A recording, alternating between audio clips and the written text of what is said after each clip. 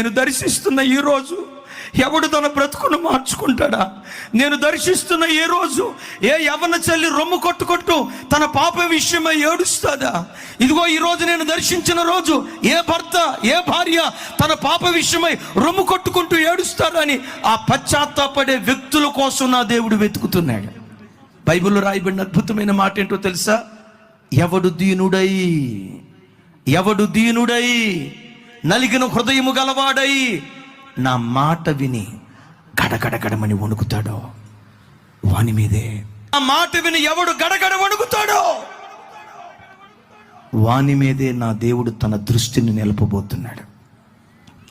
దేవుడు దర్శించిన ఈ రోజు నీ బ్రతుకును మార్చుకుంటే, సౌలు తన బ్రతుకును మార్చుకోవటాన్ని బట్టి ఆ తరానికి ఒక ధ్రువతారగా పౌలుగా దేవుడు మార్చుకున్నాడు.